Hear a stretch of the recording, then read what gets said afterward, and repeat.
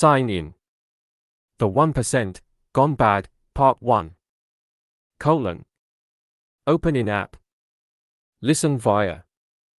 The 1%, Gone Bad, Part 1. The Secession of the 1%. MXTM aka Pirate 1 a VJ Sunu MIX. April 10, 2026. Yes, this is the hard antithesis, not corruption by softness, but capture by force.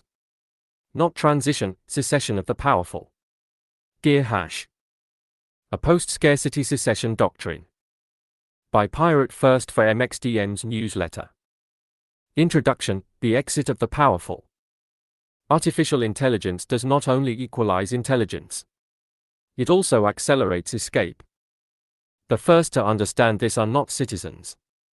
They are militaries.Autocracies.Technates.Private sovereigns. The moment intelligence becomes universal, governance becomes unstable. The response of the powerful is not reform. It is withdrawal. The 1% is no longer a bridge. It becomes a compound. Not a campus, a perimeter. Not a dream catcher, a targeting system. Not a transition, a separation. The doctrine mutates. Instead of absorbing displacement, it abandons the displaced. Instead of equalization, it locks advantage. Instead of universal intelligence, it weaponizes augmentation. The elite does not lead society into post-scarcity. It leaves society behind. Military-grade charter cities. Autonomous fortified enclaves. AI-governed technate zones. Longevity-enhanced ruling strata. Robot armies replacing population legitimacy. The 1% becomes the lifeboat of the powerful. Inside, augmented cognition, extended lifespan, automated defense, closed economies, synthetic food, robotic industry. Outside, obsolete labor, unmanaged populations, resource deserts, political fragmentation, cognitive unemployment. This is not dystopia by collapse. It is dystopia by successful exit. The future splits. Not rich vs poor. Not nations versus nations. But protected intelligence vs abandoned humanity. The 1% survives. The 99 become terrain. Table of Contents. Prologue. Part 1, The Great Secession. Intelligence equalization as elite panic. When governance becomes liability. The exit strategy of power. From nations to compounds. The abandoned majority. Part 2, Military post-scarcity enclaves. The fortress model. AI-directed defense perimeters. Autonomous kill chain governance. Robotics instead of population. Sovereignty without citizens. Influence echoes from structures like the People's Liberation Army, the security logic of North Korea, and hardened regime preservation strategies. Part 3, Technocratic charter strongholds. Corporate sovereignty zones. Algorithmic citizenship. Entry by cognitive value. Exit denied. The closed innovation state. Private sector visions orbit ideas associated with Elon Musk-style technate autonomy. Part 4, The cyborg superclass. Longevity lock-in. Neural augmentation monopoly. Intelligence stratification. The immortal boardroom. Biological class divide. Part 5, The subdued periphery. Population without leverage. Automation without welfare. Surveillance without services. Managed instability zones. The geography of abandonment. Parallels emerge with power consolidation logic seen in the Iran theocracy or Taliban-era Afghanistan governance, control inward, disengagement outward. Part 6, The new feudal architecture. Compounds as city-states. Robot armies as population replacement. AI diplomacy between enclaves. Resource corridors without nations. The return of fortress civilization. Part 7, The locked future. No path to entry. Intelligence without mobility. The permanent perimeter. The end of social climbing. The frozen hierarchy. Part 8. The final split. Humanity as outside. The 1% as species fork. Post-scarcity without society. Sovereignty without solidarity. The 1% as lifeboat civilization. This creates a brutal triad. The 1% transition architecture. The 1% gone bad secession architecture. Implicit third, collapse if neither wins. The 1% becomes doctrine becomes a warning. Either the 1% absorbs humanity or the 1% abandons humanity. One builds campuses. The other builds compounds. Prologue, the secession of the 1%. We are entering the first era in human history where intelligence is no longer scarce. Artificial intelligence dissolves the monopoly once held by institutions, experts, and managerial classes. Planning, designing, forecasting, negotiating, capabilities once restricted to a narrow elite, begin to diffuse across the population. The cognitive ladder compresses. Authority weakens. Legitimacy fragments. This moment does not only empower the many. It also destabilizes the few. For centuries, elites governed through asymmetry, superior information, superior coordination, superior prediction. When intelligence equalizes, governance becomes harder, not easier. A population that can reason, simulate, and organize at scale becomes unpredictable. Consensus slows. Compliance weakens. Control becomes expensive. The response is not necessarily repression. The response is secession. The 1%, originally conceived as a transition infrastructure, mutates into an exit strategy. Instead of absorbing displacement, it isolates stability. Instead of integrating society, it withdraws from it. The future is no longer built with the many, but secured for the few. Campuses become compounds. Participation becomes clearance. Governance becomes perimeter management. The new 1% is not symbolic. It is physical, fortified, and autonomous.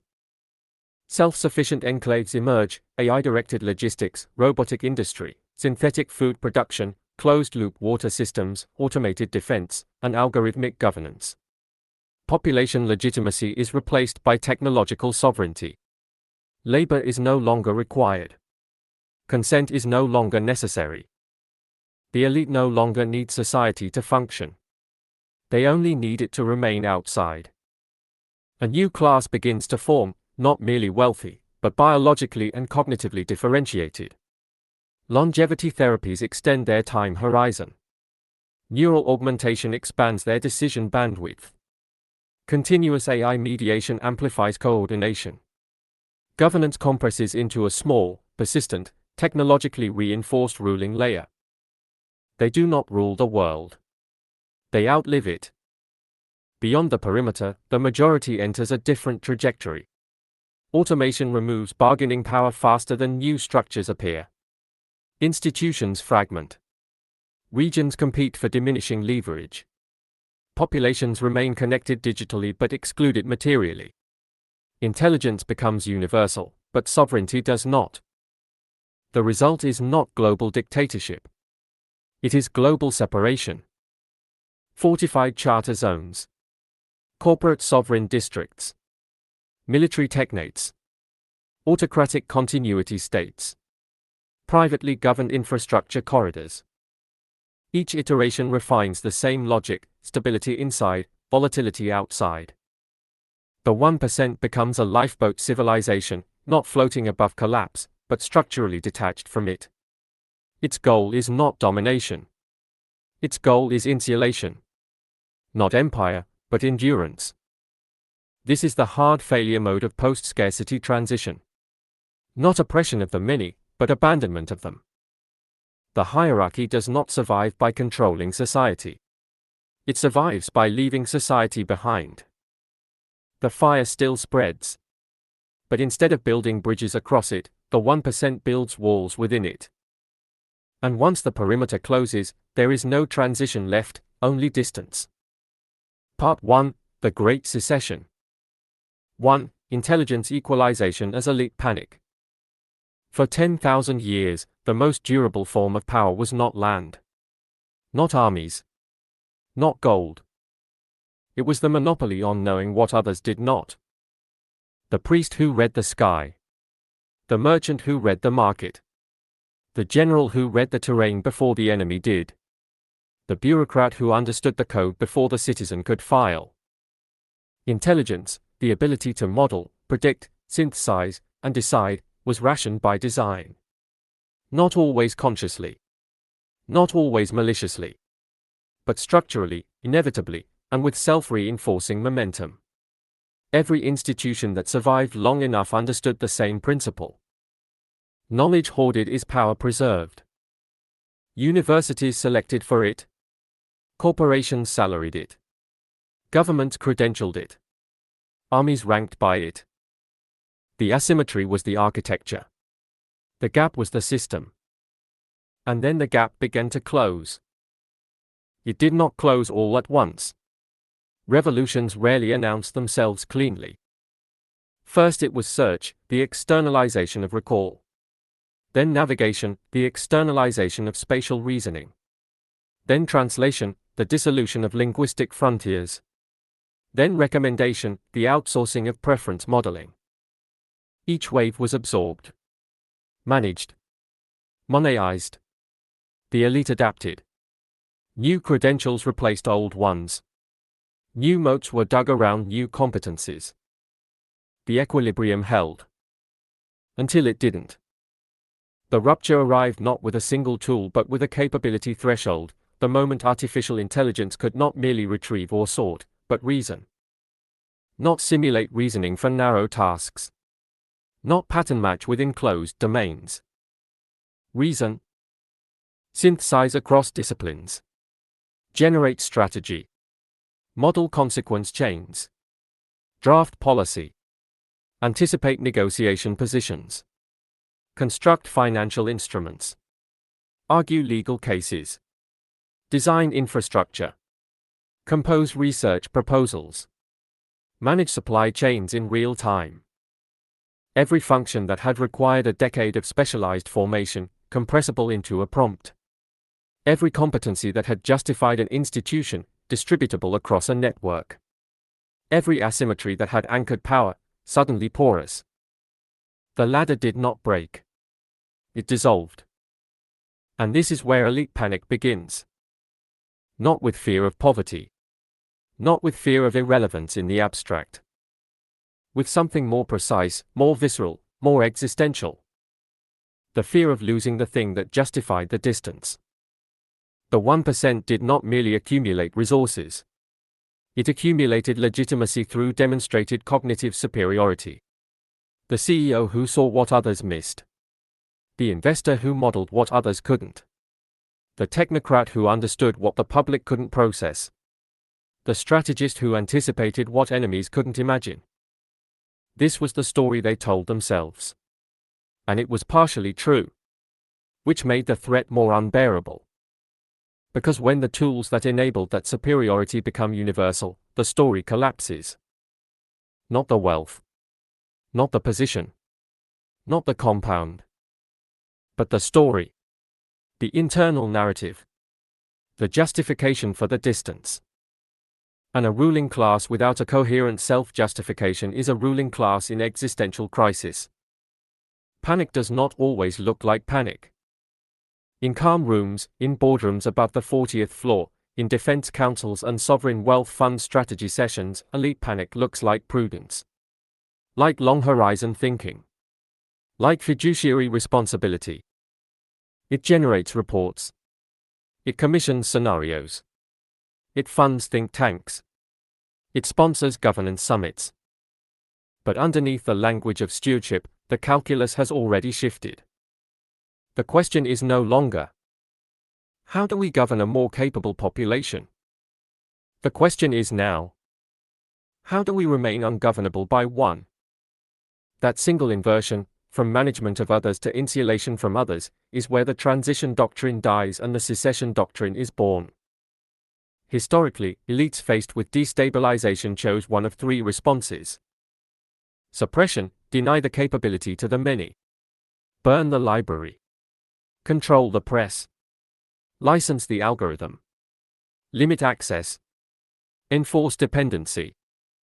Absorption, co-opt the capable before they organize. Scholarship programs. Meritocratic credentialing. Bring the best of the outside in. Domesticate the threat. Give the ambitious a stake in the existing hierarchy. Exit, withdraw before the capable majority can leverage its new power. Not fight. Not integrate. Disappear into protected space. Render distance structural. The first response is increasingly unavailable. Intelligence diffusion through networked infrastructure cannot be fully suppressed without destroying the infrastructure the elite also depends on. The second response buys time, but accelerates the underlying dynamic. Each absorbed talent strengthens the meritocratic argument, and the next wave demands the same accommodation. The third response, exit, requires something the others do not. It requires having built, already, somewhere to go. This is the function the 1% originally served. Not as a dystopian project. As a hedge. Charter cities were sold as urban innovation laboratories. Autonomous zones as regulatory sandboxes. Private governance experiments as efficiency models. Longevity research as humanitarian medicine. AI-directed security as smart policing. Each piece appeared, in isolation, defensible. Reasonable. Incremental. Even progressive. But viewed architecturally, as a system, not a set of experiments, a pattern emerges. Every piece builds toward the same capability, a self-sufficient enclave that requires no external population to function. Automated food. Automated logistics. Automated defense. Automated governance. Closed monetary systems. Closed legal systems. Closed reproductive and medical systems. Not a city that serves a population. A city that has made a population optional. Intelligence equalization did not create elite panic by threatening elite survival. It created elite panic by threatening elite necessity. A ruling class that is needed is a ruling class that negotiates. A ruling class that is no longer needed has no reason to negotiate. And a ruling class with the technology to make itself self-sufficient, with the logistics, the defense, the cognition, the biology, does not negotiate. It exits. What the equalization event actually triggers is not a war between classes. It is a race. Can the many organize their new intelligence into collective power before the few complete their infrastructural exit? The outcome of that race is not determined by ideology. It is determined by lead time. The enclaves needed decades to build. The cognitive tools needed months to distribute. The timeline mismatch is the trap. By the time the majority understands what the intelligence tools have made possible, the walls are already standing. By the time movements form around new collective capabilities, the compounds are already stocked. By the time demands are made, there is no longer anyone inside the perimeter who is required to respond. Elite panic is not irrational. That is the hardest thing to hold. The panic is a correct reading of a real dynamic, that intelligence equalization does, structurally, dissolve the foundations of the old hierarchy. The irrational part, the catastrophic part, is the response. Not adaptation. Not stewardship. Not the construction of new legitimacy adequate to a more capable world. But flight. Organized, funded, technically sophisticated, architecturally deliberate flight, dressed in the language of innovation and executed with the precision of a military withdrawal. The elite reads the future correctly. And builds the wrong door. This is where the doctrine of the 1%, as transition architecture, first fractures. Not in the ambition. Not in the technology. Not even in the will. In the fear. The fear that says, if intelligence is no longer scarce, then our position is no longer justified. And if our position is no longer justified, we will not wait to be displaced. We will leave before the argument concludes. That decision, made quietly, in stages, with impeccable infrastructure, is the founding act of secession. Everything that follows is just construction.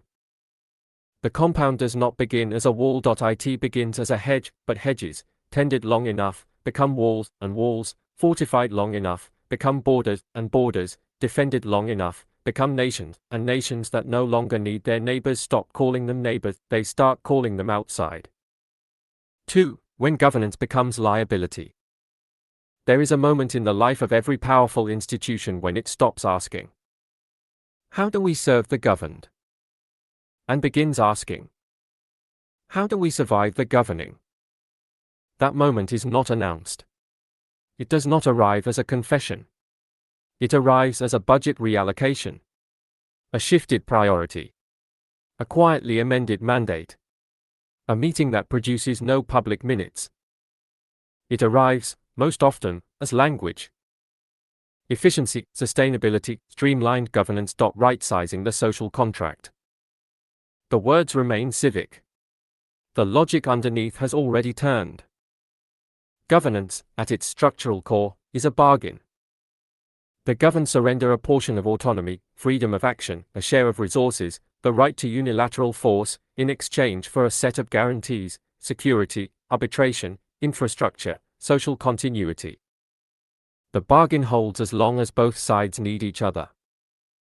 The state needs the population, for labor, for legitimacy, for military capacity, for tax revenue, for the social stability that makes long-term planning possible. The population needs the state, for protection, for dispute resolution, for public goods that no individual can provision alone. Need, on both sides, is the adhesive. When the adhesive weakens on one side only, the bargain does not renegotiate. It ruptures. For most of recorded history, the elite needed the population in ways that were structural, unavoidable, and deeply physical. You needed farmers to grow the food. You needed soldiers to hold the border. You needed workers to build the road, the port, the canal, the factory. You needed consumers to buy the output of the system you controlled. You needed a tax base to fund the administration that protected your assets. Population was not sentiment. Population was infrastructure. Even the most autocratic rulers understood this. The pharaoh needed the fellaheen.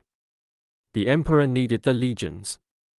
The industrial baron needed the labor pool. The democratic state needed the voter, if only to manufacture consent. The need was asymmetric, the powerful needed the many far less than the many needed the powerful, but it was real. It constrained. It obligated. It created, however minimally, a flaw. That flaw is what governance was built upon. And now, systematically, the flaw is being removed. Automation does not merely replace tasks. It severs dependencies. This is the distinction that most economic analyses of automation miss, or prefer not to confront directly. When a machine replaces a human in a factory, the economic conversation focuses on displacement, what new work emerges, how retraining occurs, which sectors absorb the released labor. But beneath that conversation, something structurally different is happening. The owner of the factory no longer needs that human. Not economically. Not operationally. Not politically. The human's leverage, the implicit threat of withdrawal, slowdown, strike, non-cooperation, evaporates. The human's claim on the system, grounded in the contribution of irreplaceable labor, dissolves. And with it, the human's claim on governance. Because governance, at the level where power actually operates, is not primarily about values. It is about leverage. Leverage is what transforms a request into a demand. What converts a grievance into a negotiation? What makes the powerful listen? When leverage disappears, when the many can be replaced, supplemented, or simply ignored without operational consequence, governance does not reform. It becomes optional. Consider the sequence. In the first phase of industrialization, the powerful needed labor so desperately that they were forced, not by goodwill, but by structural dependency, to absorb labor's demands over time. Unions. Minimum wages.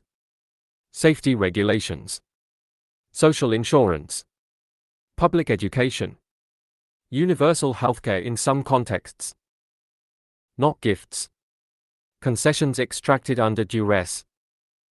The welfare state was not built from above by enlightened elites. It was built from below by populations that understood, collectively, that their labor was irreplaceable, and organized around that understanding. The bargain held because need held. Now map the reversal. Robotic logistics replace warehouse labor. Algorithmic trading replaces financial analysis. AI systems replace legal research, medical diagnosis, software development, content creation, customer interaction, supply chain management. Each replacement removes a category of irreplaceability. Each removal weakens a category of leverage. Each weakening loosens a thread of the governance bargain. Individually, each thread seems minor. Structurally, the fabric is unraveling. The elite, operating with longer time horizons, better models, and earlier access to the very tools that enable this analysis, reads this trajectory before the majority does. And the reading produces a specific conclusion. Governance is becoming more expensive at precisely the moment it is becoming less necessary. More expensive because the destabilized, displaced, cognitively empowered population generates demands that scale faster than the capacity to meet them. Unmanaged automation produces political volatility. Volatility requires institutional response. Institutional response requires resources. Resources require redistribution.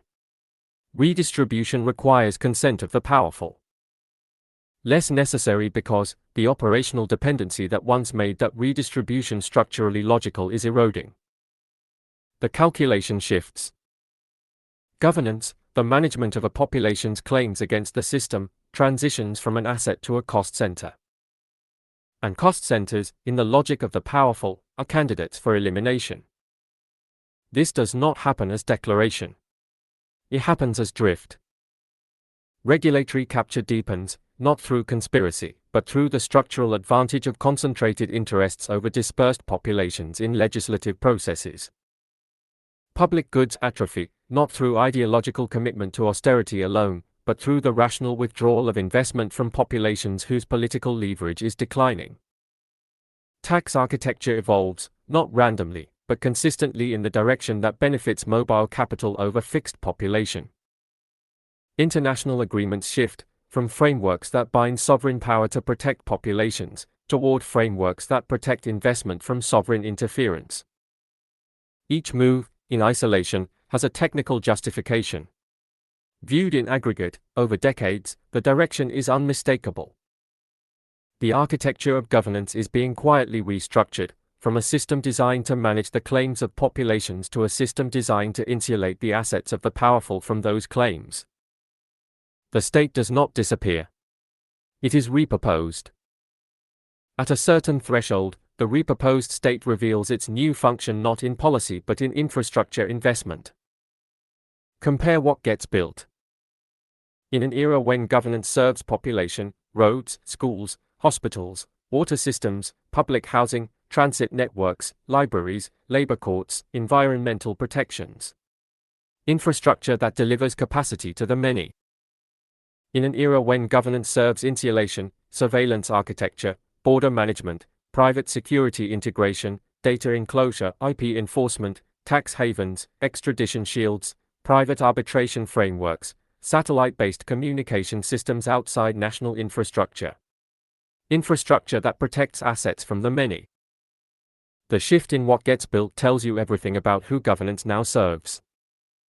And when even that repurposed state begins to feel like friction, when even the insulating function of the state is too slow, too messy, too subject to democratic reversal, the next logic follows naturally. Why govern through states at all? This is the question that charter city advocates, seaside startup nations, private governance theorists, and sovereign zone architects are really answering. Not, how do we design better cities? But, how do we design governance structures that cannot be democratically reversed? The vocabulary is innovation. The ambition is immunization. Immunization against electoral cycles. Against redistributive majorities. Against the claims of populations whose leverage has been structurally eliminated but who have not yet accepted that elimination. Because populations, unlike markets, do not price in their own obsolescence automatically. They resist. They organize. They demand. They vote. They riot. And as long as any of those actions can alter the outcome, governance remains a liability. There is a concept in financial engineering called tail risk, the small probability event whose consequences, if it occurs, are catastrophic enough to justify enormous expenditure in prevention. The powerful do not fear average governance. They fear the tail. The tail is a population, newly equipped with distributed intelligence tools, sufficiently organized, sufficiently radicalized by displacement, that achieves the political momentum to restructure the underlying system. Not merely elect a reformist government. Restructure the system. Wealth taxes with enforcement architecture.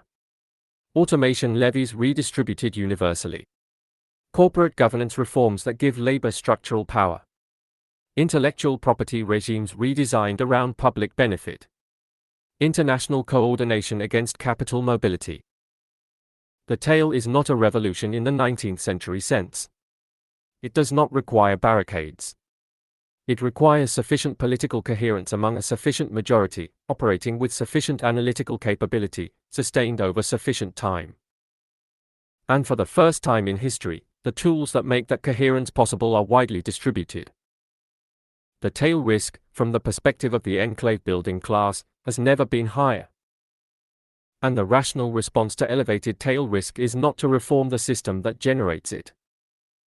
It is to exit the system entirely. Governance becomes liability at the precise moment when the cost of managing population claims exceeds the operational value of the population generating them. When that crossover occurs, and the models of the powerful suggest it is not a distant abstraction but an approaching operational reality, the logic of the social contract inverts. The contract was, I need you, therefore I accommodate you. The inversion is, I no longer need you, therefore I no longer accommodate you. The inversion does not require malice. It does not require a meeting where powerful men decide to abandon humanity. It requires only that the powerful follow the same rational calculus they have always followed, in a world where the inputs to that calculus have quietly, structurally, irreversibly changed. And here is what makes this chapter of the secession doctrine so difficult to interrupt. The governed do not feel the shift all at once. They feel it as a series of disappointments. The reform that almost passed. The program that was cut. The institution that stopped answering. The party that won and changed nothing. The demand that was heard and not met. The leverage that was applied and did not hold. Each disappointment is processed individually. Each failure blamed on specific actors, specific betrayals, specific failures of will or courage or integrity. But the failures are not individual. They are systemic. The system is no longer designed to respond. Because the system no longer needs to. By the time this is understood clearly enough to generate a response adequate to its scale, the enclaves are built. The perimeters are closed. The exit is complete. Governance does not become a liability overnight. It becomes a liability the way a relationship deteriorates, through the slow accumulation of unmet obligations, through the quiet arithmetic of diminishing need, through the moment one party realizes it has already made all the arrangements for leaving. And the only thing remaining is to close the door. The most dangerous thing about a door that closes quietly is that the people still inside think it is merely resting. They do not understand it has been latched until they reach for the handle and find there is no handle on their side. 3. The exit strategy of power. Power does not announce its departures. It does not hold press conferences to explain that it is withdrawing from the social contract. It does not publish manifestos declaring that the governed have become ungovernable and the governing have decided to stop. Power leaves the way a tide leaves, gradually, then completely, and by the time the shoreline is exposed and the absence is undeniable, the water is already somewhere else entirely, reorganized, distant, indifferent to what it left behind. The exit strategy of power is not a strategy in the military sense. It is not a plan with a start date and a final objective. It is an architecture. Built incrementally. Funded through ordinary capital flows. Justified through ordinary innovation language. Assembled across decades so that no single piece, at any single moment, looks like what the whole thing is. Only when the last piece locks into place does the shape become visible. And by then, the shape is a perimeter. And the perimeter is closed. To understand the exit strategy, you must first understand that the powerful do not think in election cycles. This is the foundational asymmetry that most political analysis fails to account for. Democratic systems are engineered around 4-year horizons. Sometimes 8. Occasionally 12, in the most stable parliamentary variants. The logic of democratic governance is inherently short: win the election, deliver sufficient satisfaction to retain power, manage the crises that arrive within the term, survive to the next cycle. The logic of accumulated capital is inherently long. A sovereign wealth fund models across 50-year horizons. A dynastic family office plans across generations. A vertically integrated technology company building physical infrastructure thinks in infrastructure time, 30, 40, 60 years to full return on investment. A longevity-oriented ruling class, operating with biological time horizons that democratic populations cannot match, plans in spans that democratic institutions cannot even legislate within. The exit strategy was not conceived last decade. The groundwork was laid when the first charter city legislation was drafted. When the first private arbitration framework superseded national courts. When the first special economic zone was carved from sovereign territory and handed to private governance under the name of development. The powerful did not suddenly decide to exit. They have been building the door for 40 years. Every exit strategy requires the same 5 elements. A destination. A route. Resources for the journey. The ability to close the route behind you. And enough time before the departure is understood to make pursuit impossible. The destination is the enclave, the self-sufficient, fortified, autonomous zone that requires no external population to function. The route is the architecture of legal, financial, and physical infrastructure built across decades: special economic zones, private governance frameworks, offshore financial systems, satellite communications, autonomous logistics chains, private security arrangements, that allows a gradual transfer of essential operations from public to private, from national to sovereign, from accountable to insulated. The resources are the capital accumulated during the era of maximum dependency, the era when the powerful still needed the population and extracted wealth from that interdependency, now being redeployed into the infrastructure of separation. The ability to close the route is regulatory capture, intellectual property enclosure, and the systematic defunding of the public institutions that might otherwise maintain pursuit capacity: tax enforcement, antitrust, international financial regulation, democratic legitimacy mechanisms. And the most critical element, is the gap between when the powerful understand what is happening and when the majority does. That gap is the operational window. Everything essential happens inside it. The exit strategy of power has historical precedent, but the scale and the technology make this iteration categorically different. The Roman senatorial class, in the late Empire, withdrew investment from the civic infrastructure of Rome itself, its water systems, its grain dole, its legions, and retreated into fortified country estates, private armies, and local clientage networks. The empire did not fall because barbarians were stronger. It fell because the class with the resources to maintain it decided maintenance was no longer in their interest.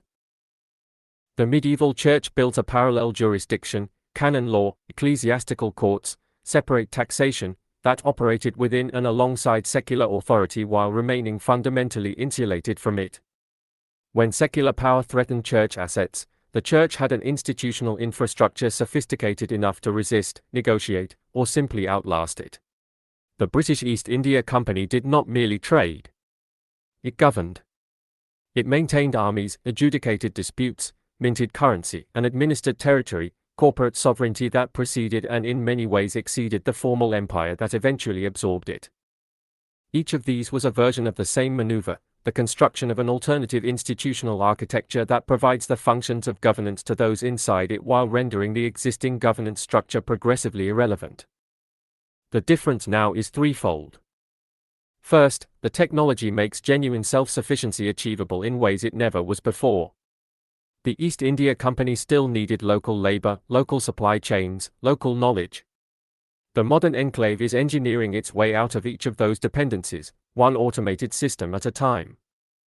Second, the speed of capital mobility means the transfer of resources from the old system to the new one can happen faster than any political response can organize. Third, and most consequentially, intelligence amplification means the enclave class can now outplan, outmodel, and outmaneuver democratic governance not merely through resource advantage, but through cognitive advantage. They see further. They move first. They adapt faster. The asymmetry is no longer just wealth. It is temporal. The exit strategy operates across 4 simultaneous tracks. Not sequentially, simultaneously. Each track reinforces the others. Each track, pursued alone, looks unremarkable. Together, they constitute withdrawal. The financial track. Capital that once required geographic anchoring, factories, mines, land, becomes progressively untethered. Offshore holding structures, transfer pricing, patent box arrangements, treaty shopping, the systematic exploitation of the gap between where value is created and where it is taxed. Not evasion in the crude sense. Architecture. Legal, internationally coordinated, politically protected architecture that severs the connection between the generation of wealth and the obligation to the population that generated the conditions for it. The result, an accumulating pool of stateless capital, enormous, mobile, and increasingly deployed not into productive investment in existing economies but into the infrastructure of exit. The territorial track. Parallel to the financial architecture, a physical architecture takes shape. Special economic zones in which normal labor law does not apply. Charter city proposals that carve governance enclaves from host nation territory. Private island jurisdictions. Floating city prototypes. Autonomous maritime platforms. Suborbital and eventually orbital infrastructure designed from the beginning to exist outside any nation-state's regulatory reach. Each territorial experiment is framed as innovation. Each one is actually a prototype for sovereign separation. The question being tested in each case is the same: how small can the governed population be before governance becomes fully controllable by those who fund it? The answer the experiments keep converging on: very small. Small enough to select. Small enough to expel. Small enough to render unanimous by construction. The legal track. The third track is the least visible and the most consequential. It is the systematic replacement of public law with private law. Mandatory arbitration clauses that remove disputes from public courts. Investment treaties that allow corporations to sue sovereign governments for regulatory changes that affect their profits. Intellectual property regimes that convert knowledge, once a public good, into a privately owned, internationally enforced asset class. Platform terms of service that constitute, for the billions operating within them, the effective law of their digital lives. Each of these is a jurisdiction. Not a metaphorical jurisdiction. A real system of rules, enforcement mechanisms, and binding outcomes that operates alongside, and increasingly supersedes, the public legal systems that populations nominally control through democratic processes. The private legal system does not replace the public one suddenly. It grows beside it, handles more and more of what actually matters, and eventually reaches the point where the public system is the residual, handling what the private system has not yet bothered to absorb. The cognitive track. The fourth track is the newest, and the one that transforms the exit strategy from historical pattern into something without precedent. The enclave class does not merely accumulate capital, territory, and legal insulation. It accumulates cognitive advantage, and then converts that advantage into infrastructure. AI systems that model regulatory environments faster than regulators can update them. predictive political intelligence that anticipates democratic outcomes and prepositions assets before they can be effected. Algorithmic governance systems that remove human decision-making and human accountability from the management of critical enclave functions. Longevity and augmentation technologies that extend the time horizon of the enclave class beyond the biological limits that constrain democratic majorities. The cognitive track is not merely about being smarter. It is about being faster. In any contest between concentrated, AI-amplified decision-making and distributed, democratically constrained decision-making, speed is decisive. The enclave class makes a decision, implements it, and adapts before the democratic process has finished debating whether to respond. By the time the response is formulated, the situation has changed. By the time the law is written, the capital has moved. By the time the regulation is enforced, the operation is in a different jurisdiction. The cognitive track does not win by being right. It wins by being faster than accountability. What makes the exit strategy so difficult to interrupt is that it does not require coordination in the conspiratorial sense. There is no council of the powerful meeting in secret to ratify the plan. There is instead something more dangerous, convergent rational behavior among actors who share the same structural position, operate with the same quality of information, and face the same incentive landscape. They reach the same conclusions independently. They build compatible infrastructure separately. They move in the same direction without instruction because the direction is simply where rational self-interest points when you can see far enough ahead. This is what makes it uninterruptible through the exposure of conspiracy. There is no conspiracy to expose.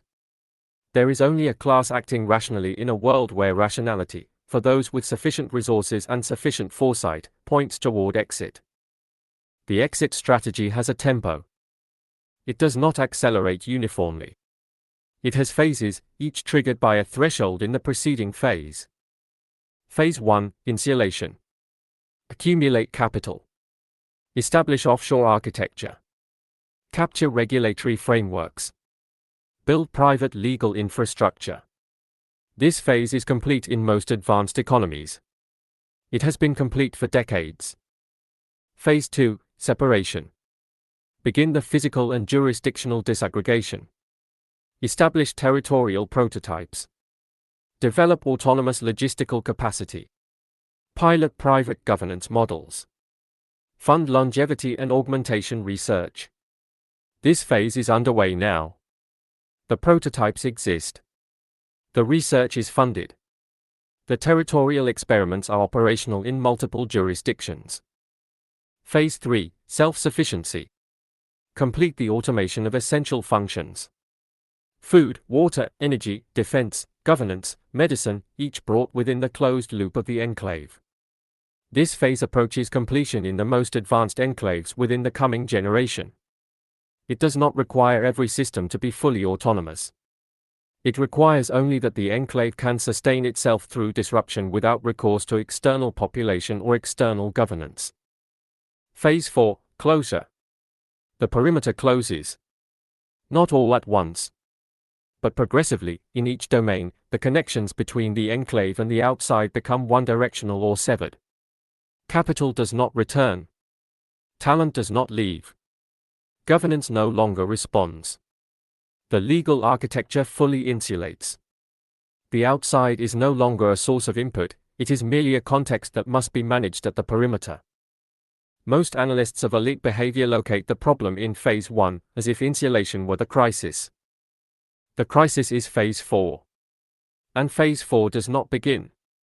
Phase 4 is the cumulative completion of decisions made in phases 1, 2, and 3, decisions that, individually, in each phase, seem to have available correctives. By phase 4, the correctives are gone. The exit strategy of power does not succeed because the powerful are ruthless. It succeeds because it is patient. Ruthlessness can be resisted. Patience can only be matched. And matching the patience of the powerful requires that the many sustain organized, coherent, strategically sophisticated collective action across the same time horizons that the powerful operate in, decades, not cycles. Democratic institutions are not designed for that. Social movements are not built for that duration. Human attention is not structured for that span. The exit strategy exploits not the weakness of will in the many, but the structural mismatch between the time horizons of those who are leaving and those who are being left behind. There is a phrase used in logistics, the last mile problem. It refers to the final segment of a delivery route, the hardest, most expensive, most unpredictable portion of the journey, the part where the organized efficiency of the system encounters the irreducible complexity of individual human lives. For the exit strategy of power, there is an inverse problem. The last mile of accountability. For most of modern history, the powerful could not fully exit because there was always a final dependency, a last mile of need, that kept them tethered to the governed. They needed the soldier's body. They needed the worker's hands. They needed the consumer's spending. They needed the voter's legitimacy. Each dependency was a thread. And threads, accumulated, form a rope. And ropes constrain even the powerful. The exit strategy is the systematic severing of threads. Not all at once. Not dramatically. One thread at a time, replaced by a machine, absorbed by an algorithm, outsourced to a system that does not vote, does not strike, does not demand, does not age, does not die, and has no claim on anything. When the last thread is cut, the rope falls. And the powerful, no longer tethered, rise. Not upward. Away. An exit is not a failure of vision.It is a completion of it. The strategy was always departure, the governance was always temporary, the social contract was always provisional, valid for exactly as long as the exit infrastructure was not yet built. When the last wall goes up and the last gate closes and the last system comes online, the contract is not broken.It is simply no longer needed. And what is no longer needed is no longer honored. This is not betrayal. The powerful will tell you this with complete sincerity. It is not betrayal.It is completion, and they will be by their own logic entirely correct. 4. From nations to compounds. The nation-state is an idea that required a specific set of conditions to become possible. It required a population that shared, or could be persuaded to share, a common identity robust enough to generate mutual obligation, the willingness to die for strangers, to pay for strangers, to constrain personal advantage for the collective continuity of strangers. It required a territory legible enough to govern, bounded, mappable, defensible, with resources sufficient to sustain the administrative apparatus that governance demands. It required a monopoly on legitimate violence within that territory, the Webbian condition, the foundational claim without which every other state function collapses into negotiation or coercion at the level of faction. And it required, most critically, a ruling class that could not exit. That last condition is the one no political theorist states plainly enough. The nation-state did not work because its rulers were virtuous. It worked because its rulers were stuck. Stuck in the same geography as the governed. Breathing the same air. Drinking from the same rivers. Vulnerable to the same plagues, the same droughts, the same invasions. Burying their children in the same ground. Shared vulnerability was the silent architecture of the social contract. The king who poisoned the river to punish the peasants also poisoned the river his own children swam in. The aristocrat who let the roads collapse to avoid taxation also traveled those roads. The industrialist who fouled the city with his factory also lived in the city. Not always adjacent. Not always equally exposed. But within the same system. Tethered, however asymmetrically, to the same fate. That tether, invisible, never codified, never acknowledged, was the rope that kept the powerful inside the bargain. Now someone has found scissors. The nation-state, as operative political form, is not disappearing. It is being hollowed. Its borders remain. Its flags remain. Its armies remain. Its bureaucracies remain, sprawling and expensive and increasingly purposeless. Its electoral rituals remain, producing governments that arrive with mandates and discover, upon arrival, that the actual levers of consequential decision have been quietly relocated to jurisdictions, institutions, and private architectures that electoral mandates cannot reach. The shell persists. The function migrates. This is the crucial distinction between the collapse of the nation-state, which is not happening, and the supersession of the nation-state, which is. collapse would be visible. Collapse would generate crisis legible enough to mobilize response. Supersession is invisible by design. The institution remains. Its authority drains away through 10,000 legal structures, financial architectures, private governance frameworks, and territorial carve-outs, each individually defensible, each collectively amounting to the transfer of real power from accountable public governance to unaccountable private sovereignty. The nation is the facade. The compound is the operating reality. To understand the compound as political form, you must first understand it is not primarily a physical structure. It is a governance logic. A compound, in the emerging sense, is any system of organization that provides essential services, security, logistics, food, energy, medical care, dispute resolution, to those inside it. Extracts nothing from those outside it that it cannot also take by force or purchase on terms it dictates. Answers to no external authority it did not itself create or consent to. And has engineered, deliberately, the technical capacity to maintain all of the above without reference to the will, the needs, or the continued existence of any population outside its perimeter. By this definition, the compound does not require walls, though it will eventually build them. The walls come last. The governance logic comes first. The transition from nation to compound does not require the destruction of the nation. It requires only the duplication of the nation's essential functions within a parallel structure, and the progressive transfer of the governing class's actual dependence from the original to the copy. Consider the sequence carefully. The nation provides security. The compound builds private security, first as supplement, then as primary, with the national military reduced to perimeter management of the exterior, keeping the outside world's chaos from encroaching on the zone of insulated stability within. The nation provides law. The compound builds private arbitration, first for commercial disputes, then for governance questions, then for constitutional arrangements that insulate the compound's internal rules from democratic revision by external majorities. The nation provides infrastructure. The compound builds autonomous logistics, private energy grids, private water treatment, private satellite communications, private transportation networks, each decoupled, progressively, from the national systems they initially ran alongside. The nation provides medicine. The compound builds private health systems, initially framed as premium care for those who can afford it, eventually incorporating longevity research, genetic medicine, and augmentation technologies that are not merely better than public healthcare but categorically different in what they offer, not longer treatment but longer life, not management of decline but its reversal. The nation provides legitimacy. The compound builds algorithmic governance, rule sets encoded in systems rather than enacted through deliberation, decisions made by optimizing functions rather than representative processes, accountability rendered structurally impossible because there is no human decision maker to hold accountable, only the system, and the system is the architecture, and the architecture was designed by people who are no longer present for questioning. At each stage, the nation retains the name of the function. At each stage, the compound acquires the substance of it. The nation has a Ministry of Defense. The compound has a functioning army. The nation has a legal system. The compound has an enforcement mechanism. The nation has a healthcare system. The compound has longevity. The nation has democracy. The compound has continuity.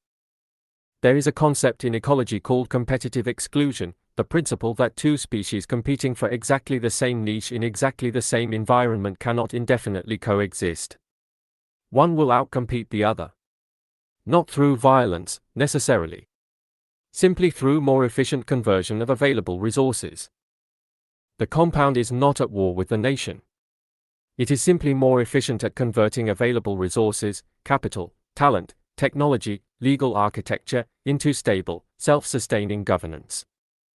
The nation requires consensus, deliberation, compromise, electoral cycles, bureaucratic friction, the management of diverse and conflicting interests across vast and heterogeneous populations. The compound requires none of this. It selects its population. It designs its rules. It optimizes its systems. It moves at the speed of executive decision rather than democratic deliberation. In the competition for the loyalty, the talent, and the investment of those with the resources to choose, the compound wins. Not by defeating the nation. By making the nation irrelevant to those whose choices determine outcomes. The geography of this transition is already visible to anyone willing to map it honestly. Certain cities within nations have, for decades, operated under governance arrangements that diverge significantly from the surrounding national context. Special economic zones in coastal China. Financial free zones in Dubai, in Singapore, in Luxembourg. Technology campuses in California that operate their own transit, their own security, their own social infrastructure, and lobby, successfully, for regulatory environments tailored to their operational needs. Gated residential communities in Sao Paulo, Johannesburg, Mexico City, each one a micro-compound, providing internally the security and services the surrounding nation cannot deliver to those outside its walls. These are not anomalies. They are prototypes. Each one a test of the same question: at what scale, with what technology, and under what governance arrangements can a compound achieve genuine self-sufficiency? The answer has been converging, across all these experiments, toward the same conclusion. Larger than previously thought. Faster than previously projected. And more politically achievable than democratic theory would predict, because the populations most affected by their emergence are precisely the populations with the least political leverage to stop them. The nation-state rested on a theory of territory, that sovereignty was inseparable from geography, that the power to govern a space derived from the capacity to control it physically, and that this control was itself dependent on the loyalty of the population within it. The compound inverts each element of this theory. It does not seek to control geography. It seeks to make geography irrelevant to its essential operations. A compound that can produce its own food, generate its own energy, manufacture its own goods, communicate via private satellite networks, and move its decision-making class between locations via private aviation is not a territorial entity in the traditional sense. It is a network of secured nodes, each node a physical location with its own perimeter and its own autonomous capacity, the network collectively constituting a sovereign entity that occupies multiple geographies while depending on none of them. The nation asks, what territory do you control? The compound asks, what dependencies have you eliminated? The nation measures sovereignty in square kilometers. The compound measures it in supply chain autonomy. What does a world organized around compounds rather than nations actually look like? Not chaotic. This is the important counterintuition. The transition from nations to compounds does not produce the collapse of order. It produces the privatization of order. Within the compound, extraordinary stability. Algorithmic governance optimized for the preferences of its inhabitants. Services of exceptional quality, delivered with frictionless efficiency. Security maintained by systems that do not tire, do not corrupt, and do not negotiate. Social environments curated for cognitive compatibility, the friction of genuine diversity eliminated through selection. Outside the compound, not chaos, precisely, but unmanaged complexity. The difference between chaos and unmanaged complexity is important. Chaos implies the absence of structure. Unmanaged complexity implies structure, of a kind, but without the organizing investment that converts structure into stability. Outside the compound, competing factions in resource-contested territories. Populations with political organization insufficient to leverage their numbers. Institutions with mandates but without resources. Technology widely distributed but without the infrastructure to make it productive. Intelligence widespread but without the coordination mechanisms to make it powerful. It is not the end of civilization outside the perimeter. It is civilization running on deferred maintenance, in permanent triage, with diminishing capacity to prioritize because prioritization itself requires the kind of surplus that has been steadily transferred, across decades, to the inside of the compound walls. The compound is, in the end, a solved problem surrounded by an unsolved one. This is its defining characteristic. This is what makes it not merely a governance form but a civilizational statement. The nation-state, at its best, was a collective project, the attempt to solve, together, the problems that no individual or faction could solve alone. Security. coordination, infrastructure, justice, the management of shared fate. The nation-state's foundational premise was, we are all in this together. Whether or not that premise was always honored, it organized political life. It gave grievance a legitimate address. It gave the governed a claim on the governing. It made the unsolved problems of the many the operational concern of the powerful. The compound rejects this premise. Not rhetorically, the compound's architects will invoke the language of contribution and responsibility and innovation with fluency and apparent sincerity. But structurally, the compound's foundational premise is, some problems are solvable. We have solved them. For us, the unsolved problems of the many are no longer the operational concern of those inside the perimeter. They are the external environment, to be monitored, to be managed at the margin, insofar as instability might reach the walls, but not to be solved. Because solving them would require the kind of investment, of capital, of technology, of governance capacity, that has been redirected into the compound. From nations to compounds is not a journey that ends. It is a divergence that, once passed beyond a certain point, becomes self-reinforcing and irreversible. The compound draws the most capable, the most resourced, the most technologically sophisticated operators from the national system. Their departure weakens the national system further.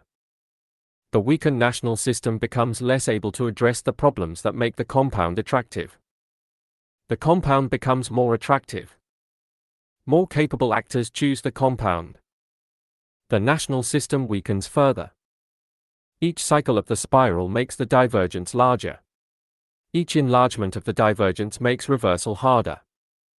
Until the compound is not an alternative to the nation. It is the successor to it. And the nation is not a context within which the compound exists. It is a history the compound has moved beyond. The word compound comes from the Portuguese campão, a large open space, adapted through colonial contact to mean an enclosed settlement, a space within walls, separate from the surrounding territory and governed by its own rules. It was always a colonial word. Always described an enclosure maintained by those with the technology to build walls within territories belonging, in some prior sense, to others. The history was never innocent. The form was always about separation. The walls were always the point. Now the walls are smarter. And the technology is more complete.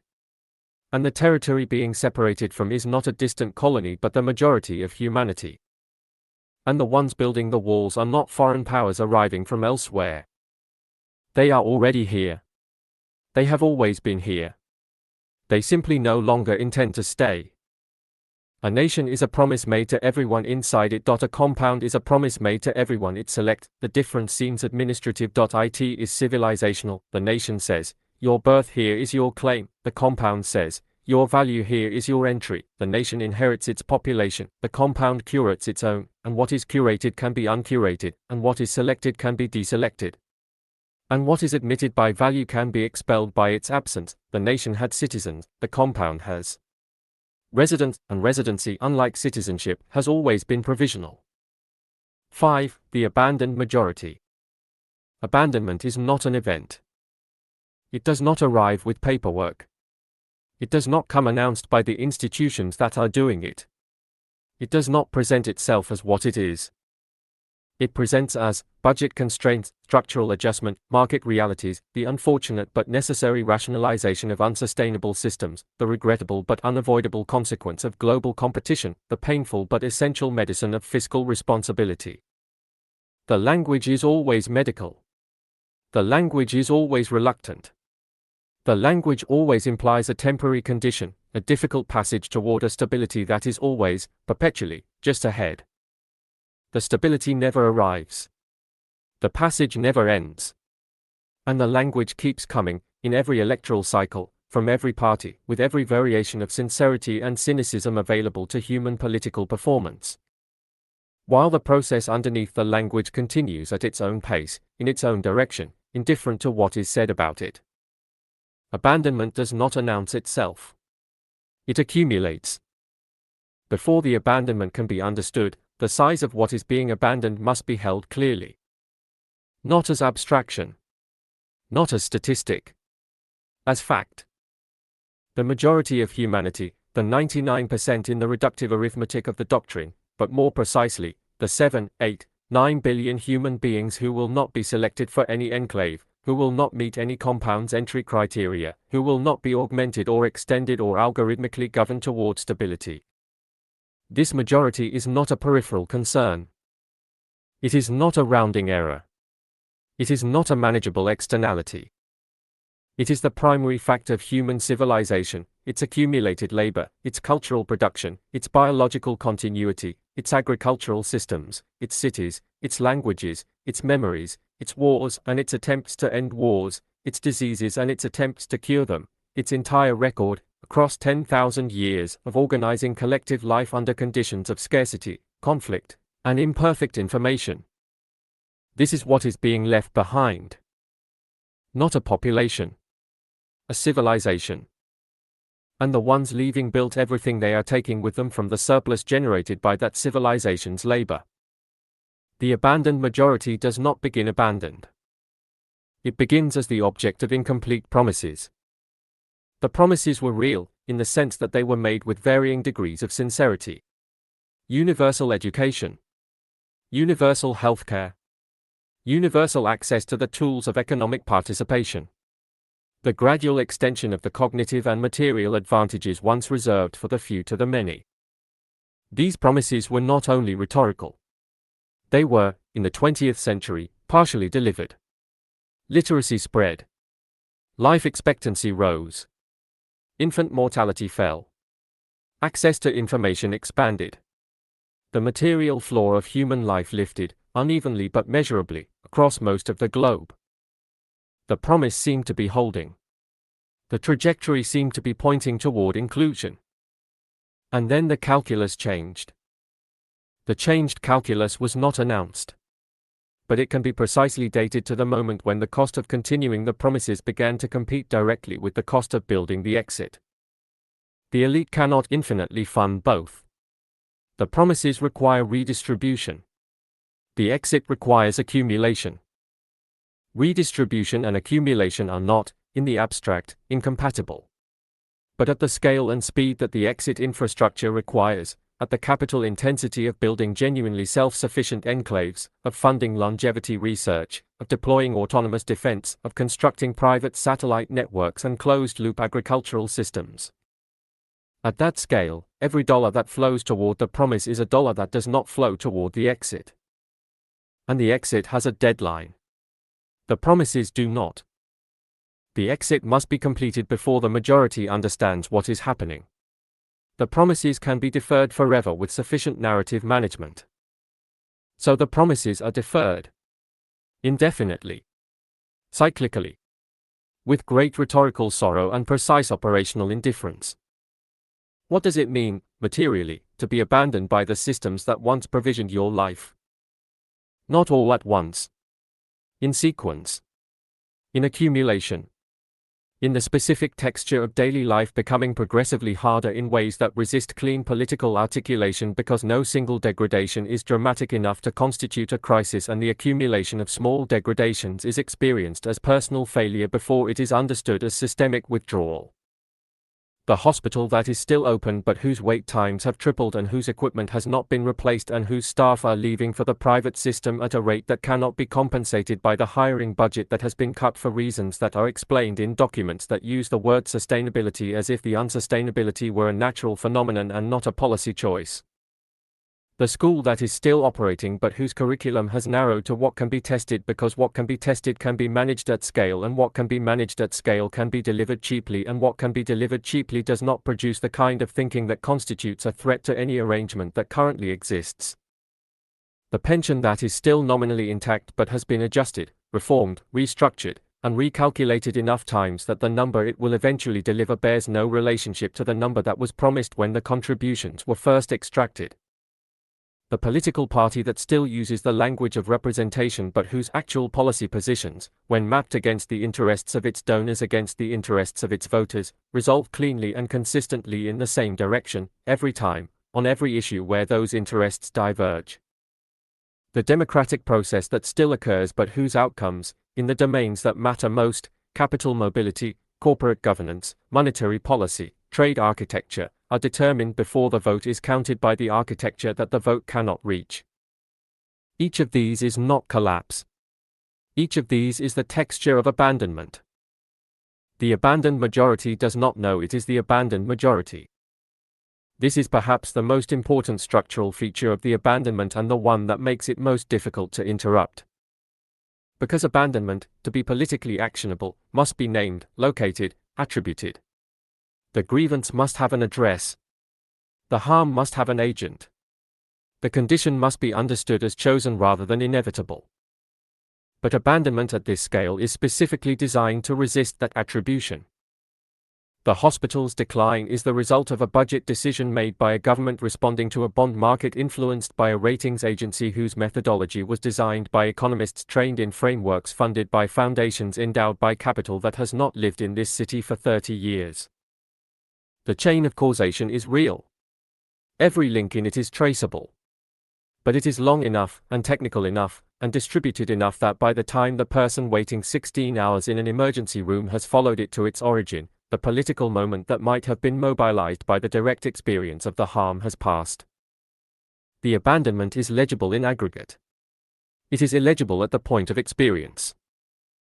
And politics operates at the point of experience. There is a specific cruelty in the timing.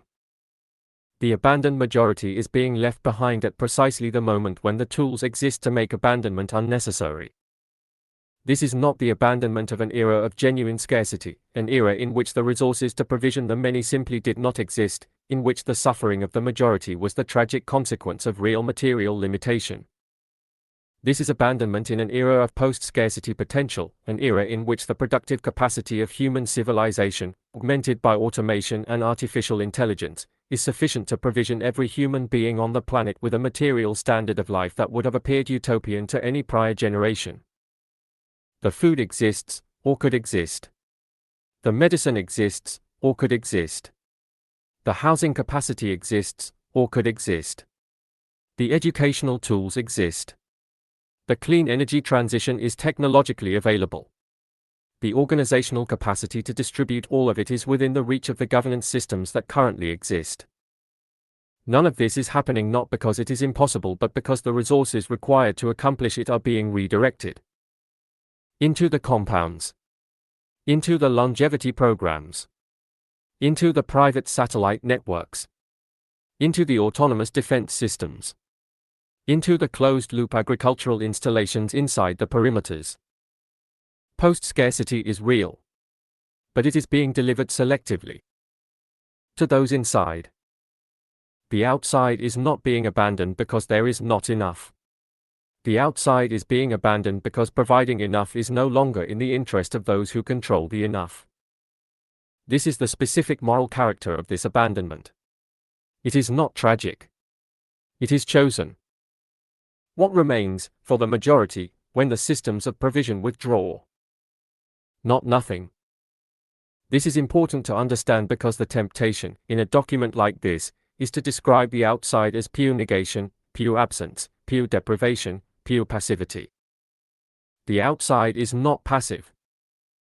What remains is the majority's own intelligence, now augmented, in the compound's great miscalculation, by the same tools the enclave class deployed to justify its exit.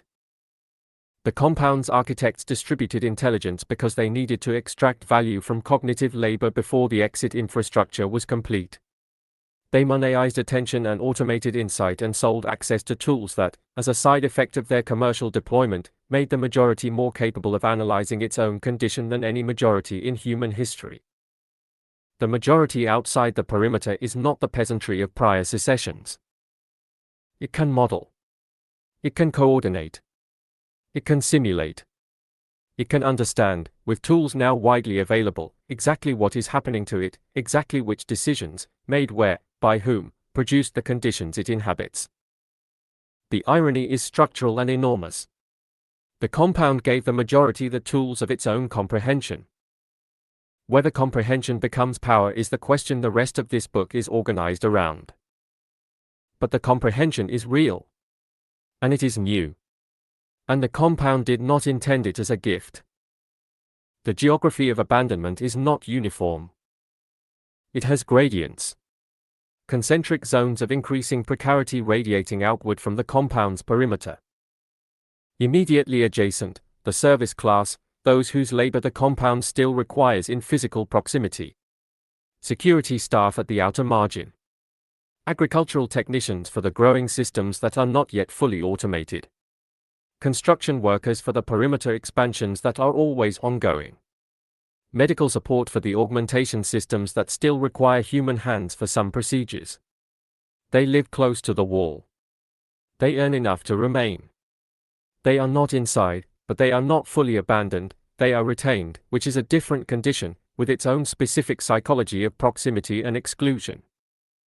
Further out, the former middle, those who once occupied the cognitive economy's middle distance, whose skills were valuable enough to build lives upon before automation removed the premium from those skills faster than new premiums appeared. This is the largest zone of abandonment and the most politically volatile, large enough to constitute a mass, educated enough to understand what happened to it, not desperate enough to have abandoned institutional channels entirely, but close. This is where the politics of the outside will be made. Or will fail to be made. Further still, the regions that were peripheral to the cognitive economy from the beginning, whose populations were always the surplus of the old industrial world, whose territories were always primarily extractive in their relationship to the center, who were promised inclusion and received connection without transformation. Digital access without infrastructure. Mobile phones without healthcare. Information without the material conditions to act on it. This zone is the largest, the least legible to the compound's models, and the most likely to generate the forms of organized pressure that don't resolve into negotiation because negotiation requires a counterparty and the compound has closed its doors. The abandoned majority will not starve uniformly. Some will find new forms of sufficiency in the interstices, the informal economies, the mutual aid networks, the distributed production systems that automation enables at small scale as well as at large. Some will be managed, kept stable enough to not constitute a security threat to the compound's perimeter, through the distribution of sufficient but minimal material provision, the automated welfare system that delivers enough to prevent the kind of organized desperation that might generate coordinated action. Some will organize, building, in the space the compound has vacated, new forms of collective governance adequate to the conditions of abandonment. Not restoration of the old nation-state. Something new. Something constructed from the tools at hand by people who understand, with unprecedented clarity, why the old forms failed them.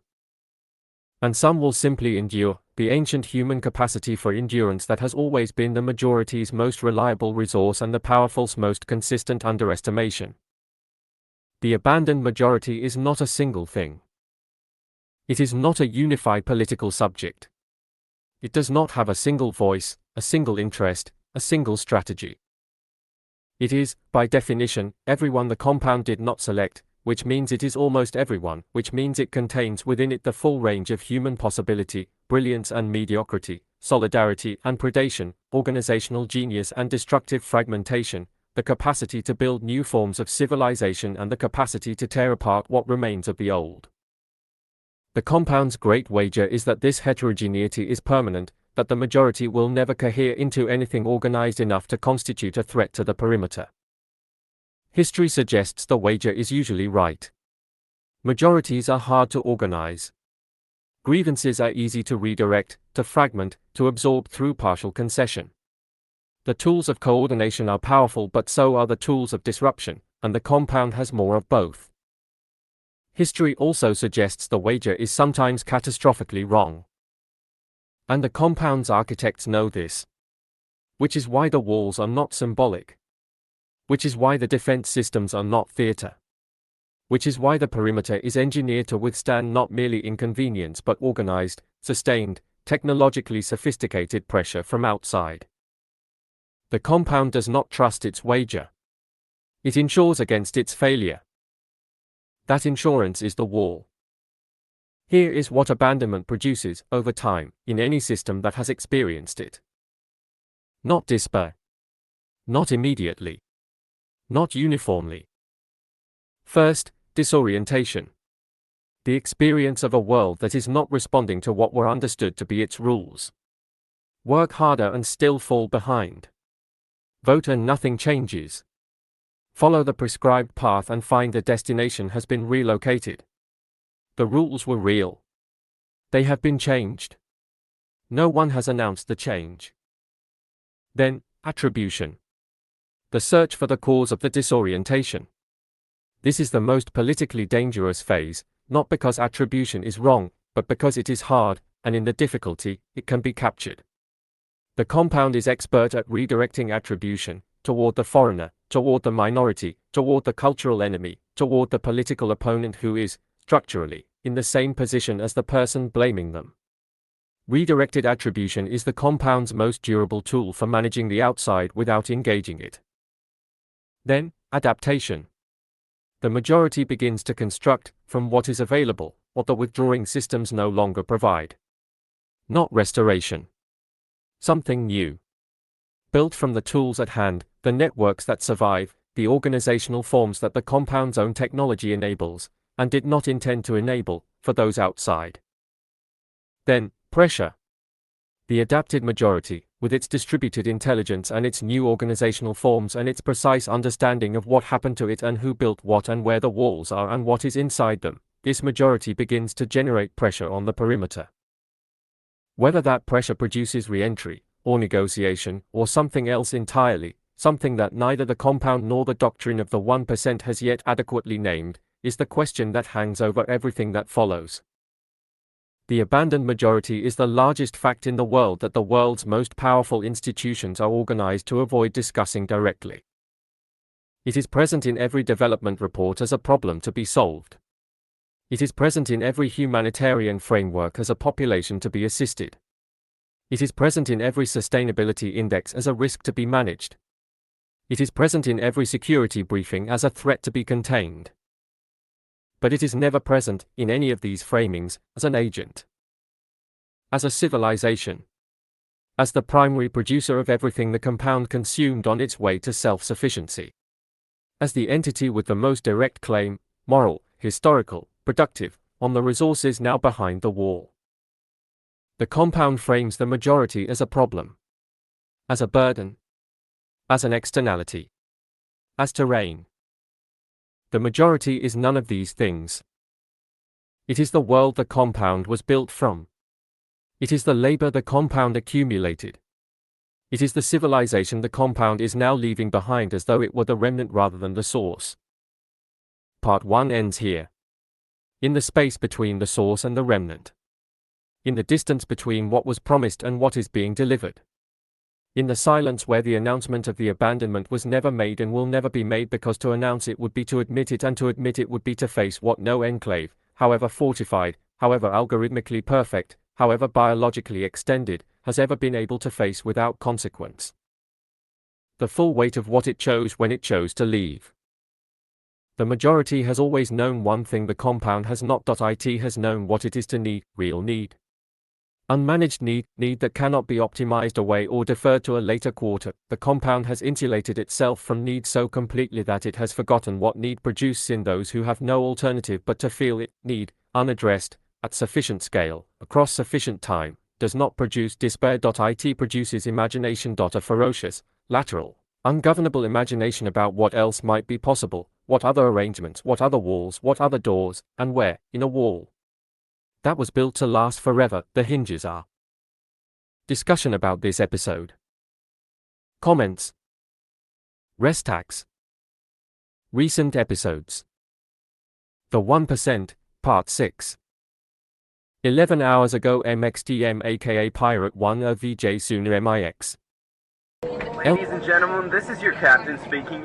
I've turned the fasten seatbelt sign back on because shit is about to get real. Finish him!